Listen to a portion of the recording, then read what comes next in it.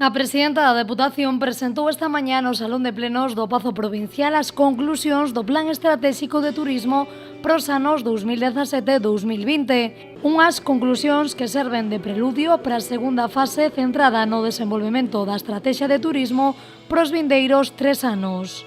En las que de nuevo le vamos a pedir a concellos y sector que trabajen con nosotros para ya hacer el plan que en diciembre estará aprobado. Los datos son muy interesantes porque nos dicen aquello que tanto el sector como los concellos plantean, tanto en lo que tiene que ver cuáles son las líneas estratégicas generales, cuáles son las acciones de promoción que debemos desarrollar, el planteamiento de que debemos de ir hacia un plan de turismo sostenible, diversificado y que trabaje para la desestacionalización. Nesta primeira fase da súa elaboración, a institución provincial contou coa participación dos concellos e da industria turística a través de mesas de traballo, temáticas, entrevistas e enquisas online.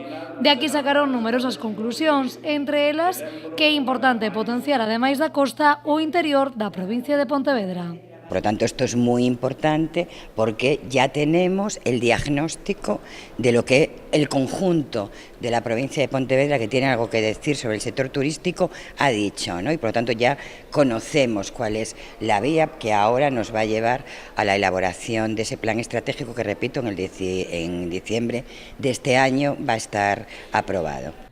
De todos os traballos e enquisas realizadas, dende o sector demandan unha maior profesionalización e formación na actualidade. Ademais, tamén solicitan unha maior comunicación, exixindo a chegada do AVE e máis comunicacións aeroportuarias. Un plan estratégico de turismo que a presidenta anunciou que estará aprobado en decembro deste 2017.